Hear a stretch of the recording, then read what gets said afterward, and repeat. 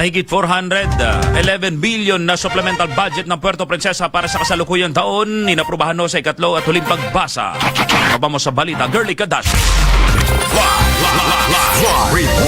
Inaprubahan na kahapon July 13 sa ikatlo at huling pagbasa sa sangguniang paglungsod ang Supplemental Budget number 2 ng Puerto Princesa para sa kasalukuyang taon na nagkakahalaga ng 411,194,416.65 centavos. Ilan sa malalaking proyekto na popondohan ng pangalawang supplemental budget ng syudad ang paglalagay ng 800 kilowatt hybrid on-grid off-grid solar power system para sa buong City Hall complex na nagkakahalaga ng 105 million pesos. Kabilang din sa popondohan ang construction ng drainage system mula Matahimik Road hanggang Purok Buhanginan Phase 2 sa Barangay San Manuel na may kabuuang halaga ng 110 million pesos at ang pagtatayo ng gasification facility sa bahagi ng sanitary landfill sa Barangay Santa Lourdes na nagkakahalaga ng 94 million para sa mga hazardous and hospital waste ng mga ospital sa lungsod ng Puerto Princesa.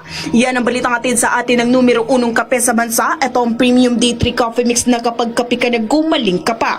Mula rito sa XFM Puerto Princesa, Girly Cadasio X sa FM News.